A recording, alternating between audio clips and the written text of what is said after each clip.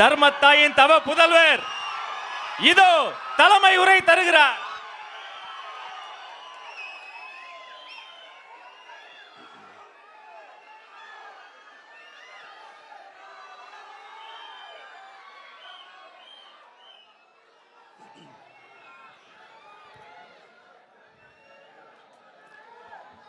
நம்ம கட்சியினுடைய 2வது ஆண்டு விழா, அதாவது 3rd இயரோட தொடக்க விழா.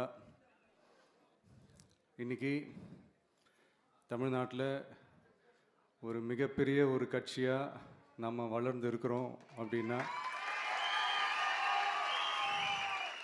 அது உங்களால் தான்.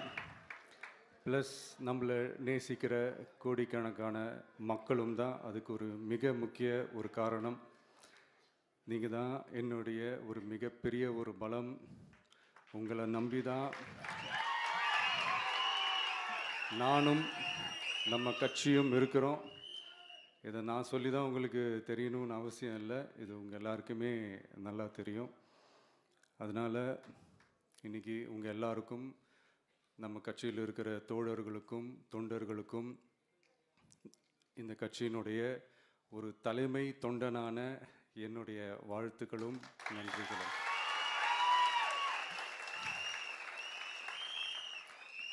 அப்புறம் என்ன, மைக்கை பிடிச்சாச்சு, வெடியை கொளுத்தி போட்டுருவோமா?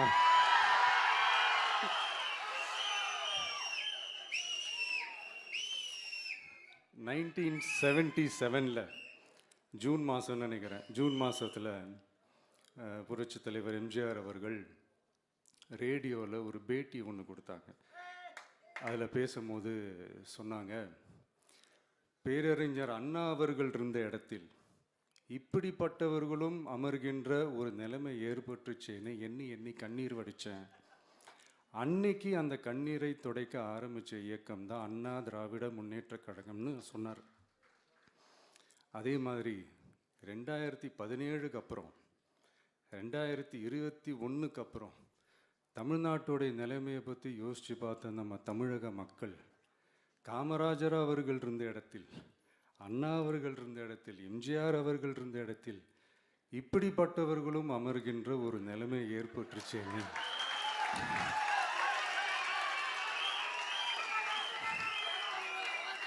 தமிழக மக்கள் கண்ணீர் வடித்தாங்க. இன்னைக்கு இந்த கண்ணீரை துடைக்க ஆரம்பித்த இயக்கம் தான் தமிழக வெற்றிக்கழகம்.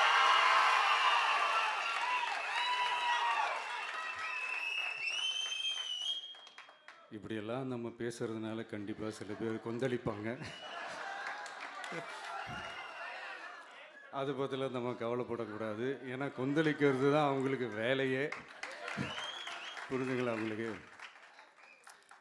ஏன்னா எம்ஜிஆர் அவர்கள் கட்சி ஆரம்பித்தப்போ, ஏன் அவர் ஜெயிச்சதுக்கப்புறம் கூட சட்டசபையில் கூட ஏதோ ஒரு நடிகர் கட்சி வந்திருக்குதான், ஏதோ ஒரு புதிய கட்சி வந்திருக்குது, புரட்சி தலைவர்னு ஒருத்தர் வந்து, இப்படியெல்லாம் கேலியும் கிண்டலுமா. அதனால் யார் அரசியலுக்கு வந்தாலும் இப்படி கொந்தளிக்கிறது தான் அவங்களுடைய வேலையே. அப்படி தான் நாம் அரசியலுக்கு வந்ததுக்கப்புறம் கூட இந்த விஜய்க்கு என்ன அனுபவம் இருக்குது, எம்ஜிஆர் அவர்களுக்கு எவ்வளோ அனுபவம் இருக்குது தெரியுமா? 52லேருந்து 72 வரைக்கும் அந்த 20 இயர்ஸ் திமுகவில் இருந்த ஒரு அரசியல் அனுபவம் எவ்வளோ இருக்குது தெரியுமா? விஜய்க்கு என்ன பெரிய அனுபவம் இருக்குதுன்னு கேட்டால் அதே வாய் தான். அன்னைக்கு எம்ஜிஆர் அவர்களை பார்த்து, அன்னைக்கு எம்ஜிஆர் அவர்களை பார்த்து அரசியல் அரிச்சுவடி தெரியாதவர், கவர்ச்சியை மட்டுமே நம்பி இருக்கிறவர், அட்டக்கத்தி, வாய் விளம்பர வள்ளல்,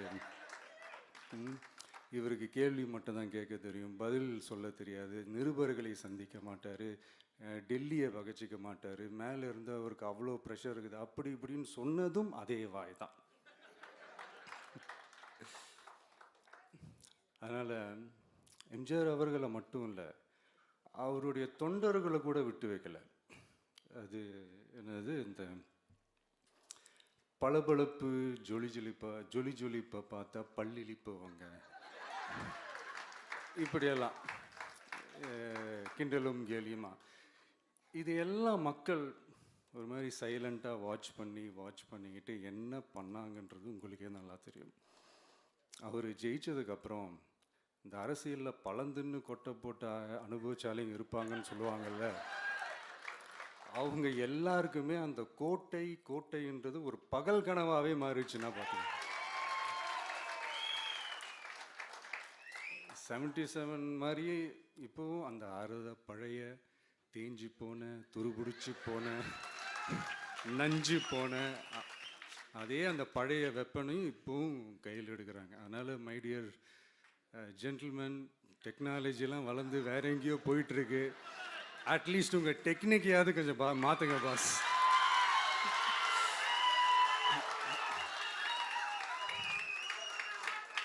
காமராஜர் அவர்களையும் விட்டு வைக்கல. அவருக்கு இலக்கியம்னா என்ன தெரியும், அவர் மாபெரும் புலவர், அந்த புலவர் இந்த புலவர்னு அவரை பற்றியும் கிண்டலும் கேலியுமா. அதான் முன்னாடியே சொன்ன மாதிரி யார் எதிர்த்து நின்னாலும் அவங்கள கொந்தளிக்கிறது தான் அவங்களுடைய வேலையே. ஸோ இப்படி அவங்க பண்ணுற தப்பெல்லாம் நம்ம எடுத்து சொன்னால், அவங்க பண்ணுற அட்ராசிட்டியை பற்றி நம்ம எடுத்து சொன்னால், அவங்க பண்ணுற அந்த ஊழலை பற்றி தான் நம்ம எடுத்து சொன்னோம். முக்கியமாக நாம் அதை எடுத்து சொன்னால் 50 வருஷத்துக்கு முன்னாடி இருக்கிற அதே தகர டப்பாவை எடுத்து உருட்ட ஆரம்பிச்சிருவாங்க.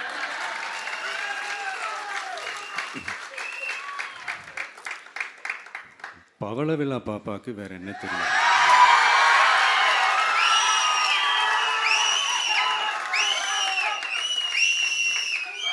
பழைய டப்பாவை உருட்டதானே தெரியும். அதுக்காக நாம் அவங்க பண்ணுற தப்பெல்லாம் சொல்லாமல் வெளியே சொல்லாமல் இருக்க முடியுமா? சொல்லுவோம், சொல்லிக்கிட்டே இருப்போம். நம்மளை தவிர யார் அவங்கள ஏற்று நின்று கேள்வி கேட்கறது? யாருக்கு அந்த தில் இருக்குது?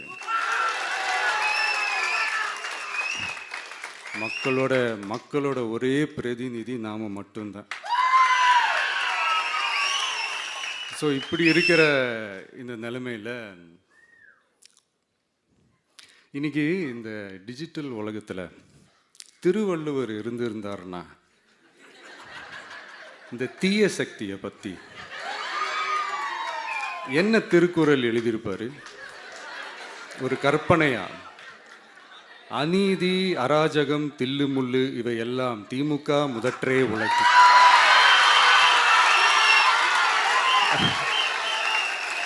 ஒரு கற்பனையா?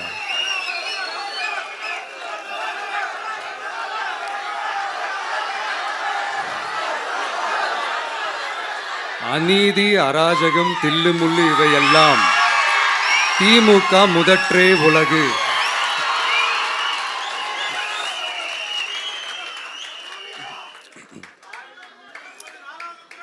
அடுத்து இந்த என்னப்பா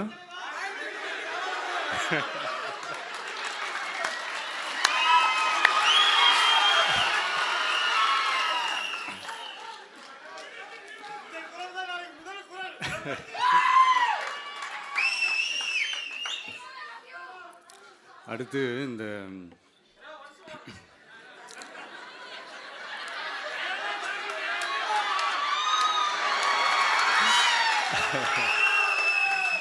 சொல்லிட்டேன், 2 வாட்டி சொல்லிட்டேன். அநீதி, அராஜகம், தில்லுமுள்ளு இவையெல்லாம் திமுக முதற்றே உலகு.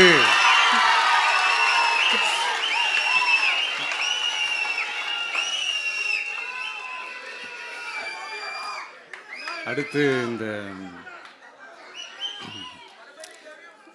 இந்த மும்முனை போட்டி, 4 முனை போட்டி அப்படிலாம் சொல்கிறாங்களே, சரி அவங்கள பொறுத்த வரைக்கும் அப்படியே இருக்கட்டும். அதில் மாபெரும் மக்கள் சக்தியாக நம்ம அணி ஒரு பக்கம், அடுத்து திமுக தலைமையில் மற்ற கூட்டணி கட்சிகள் ஒரு பக்கம், அடுத்து பாஜக தலைமையில் மற்றும் பலர்.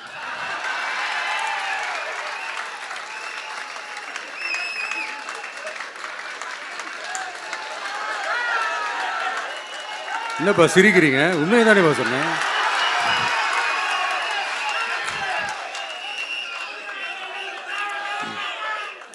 ஸோ இப்படி எத்தனை சக்திகள், எத்தனை பேர் வந்தாலும் திமுகவை வீழ்த்துறதுக்கு மாபெரும் மக்கள் சக்தியான நம்மளால் மட்டும்தான் முடியும். நம்ம டிவிகேவால் மட்டும்தான் முடியும்.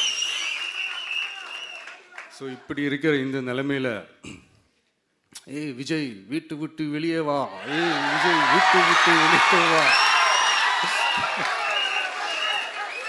இப்படியெல்லாம் கேட்கும்போது எனக்கு எப்படி அது தோணுதுன்னா, ஐயோ இவங்க ஒவ்வொரு வீட்டில் இருக்கிற ஒவ்வொரு விஜயும் இவங்க கூப்பிடுற மாதிரியே எனக்கு தோணுது.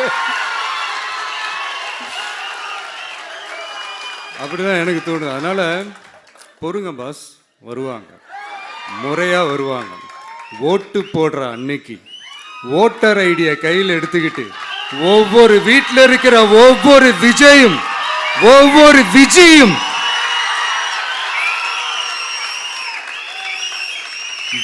பூத்தா காலையிலே வந்து நிப்பாங்க பாருங்க. அன்னைக்கு தெரியும் பாருங்க, ஏண்டா இந்த விஜய கூப்பிட்டோம்னு.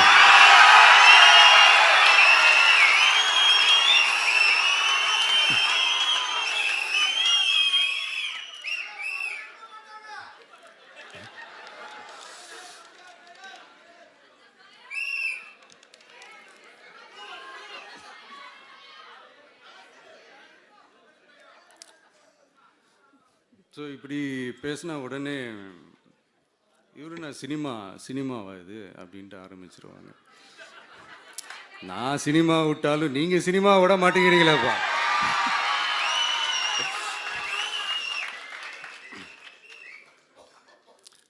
அப்புறம் இன்னொரு ரீசெண்டாக அந்த ஒரு விஷயம் போயிட்டு இருக்குல்ல, இந்த கருத்து கணிப்பு.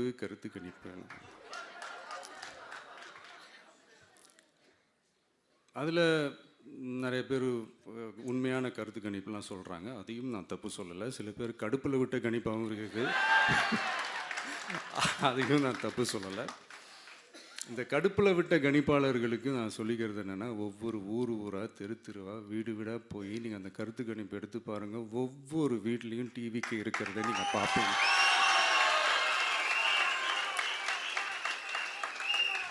அப்படி சப்போஸ் உங்களுக்கு அது ஷாக்கிங்காக இருந்துச்சுன்னா ரப்பர் வச்சு எல்லாத்தையும் அழிச்சிட்டு மறுபடியும் முதல்லேருந்து எடுத்து பாருங்கள், அதே ரிசல்ட் தான் வரும்.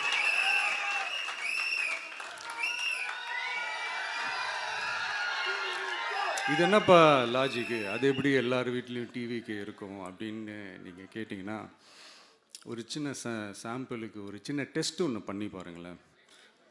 நம்ம சிஎம் சார் இருக்காங்கள்ல, ஸ்டாலின் சார், ஒரு 2 இயர்ஸ் பேக் இருக்கும்னு நினைக்கிறேன். ஒரு மேடையில் பேசும்போது சொன்னாங்க, இந்த மாதிரி என்னோட கட்சிக்கு அவங்களுடைய கட்சிக்காரங்க சில பேர் பண்ணுற அட்ராசிட்டி, ஒரு சில மந்திரிகள் பண்ணுற சில அட்ராசிட்டிஸ்லாம் பார்த்து ராத்திரியில் எனக்கு தூக்கமே வரமாட்டேங்குது அப்படின்னு ஒரு 2 இயர்ஸ் பேக் இருக்கும்னு நினைக்கிறேன். அந்த வீடியோ கூட இருக்குது. அப்படி இருக்கிற அவரு என்னைக்காவது ஒரு நாள் அசந்து தூங்குவார்ல, அப்ப அவர்கிட்ட போய், சார்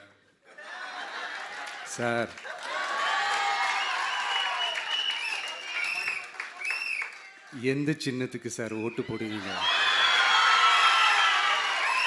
அப்படின்னு கேட்டு பாருங்க.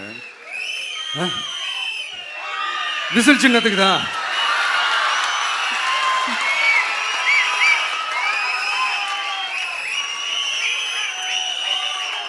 தூக்கத்தில் இப்படி டப்புன்னு எழுப்பி கேட்டால் டப்புன்னு உண்மையை போட்டு உடைச்சிருவாங்க. அதுக்கு சொன்ன அப்படி இருக்கிற இந்த நிலைமையில் டிவிக்கே வந்து சிட்டியில் தான் இருக்குது, டவுனில் தான் இருக்குது, வில்லேஜ் சைட்லலாம் இல்லை அப்படின்னு சொல்கிறவங்களுக்கு இந்த மாதிரி சில டெஸ்டெல்லாம் பண்ணி பாருங்கள், தெரியும்.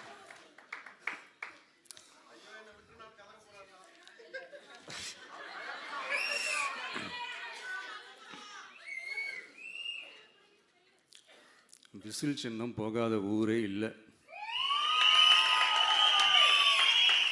விசில் சின்னம் எங்கெல்லாம் இருக்குதோ அங்கெல்லாம் டிவிக்கே இருக்குதுன்னு அர்த்தம். என்னுடைய அம்மா, அக்கா, தங்கைகள், அண்ணன், தம்பிகள் டிவிக்கேக்கு ஓட்டு போடுறத யாராலையும் தடுக்க முடியாது.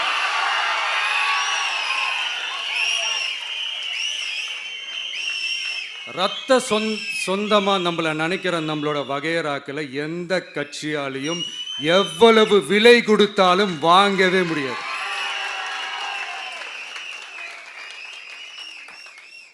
நான் ஓவர் ஒரு கான்ஃபிடென்ஸில் பேசுகிறேன் அப்படின்லாம் நினைக்காதீங்க. இதுதான் கள நிலவரம், கள யதார்த்தமும் இதுதான்.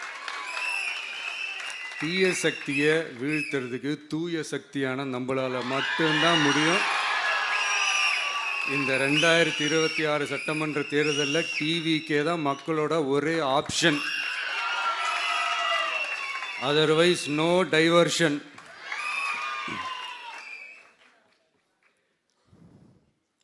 இந்த டப்பா இன்ஜின்,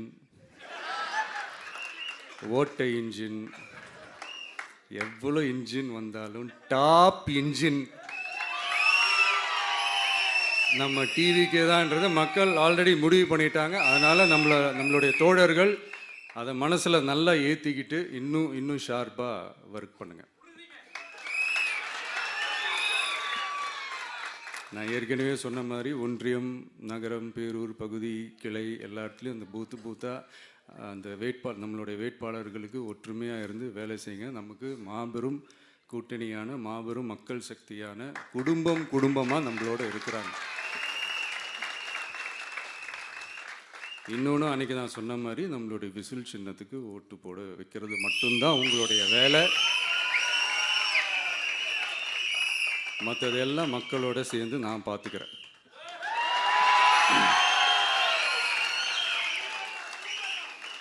தமிழ்நாட்டோட அரசியலில் த விசில் ப்ளோயர் இஸ் டிவிகே.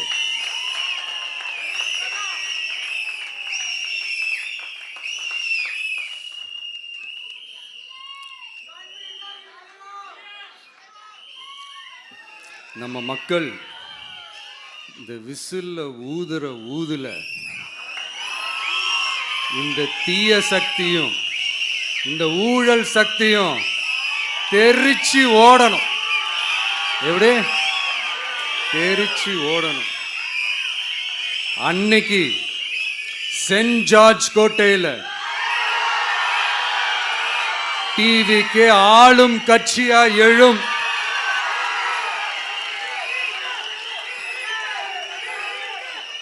உங்களோட நான் இருக்கேன், நம்மளோட நம்ம மக்கள் இருக்கிறாங்க. இதுக்கு மேல என்ன வேணும்? கான்ஃபிடென்ட்டா இருங்க. நல்லதே நடக்கும். வெற்றி நிச்சயம். மீண்டும் சந்திக்கும் வரை நன்றி, வணக்கம்.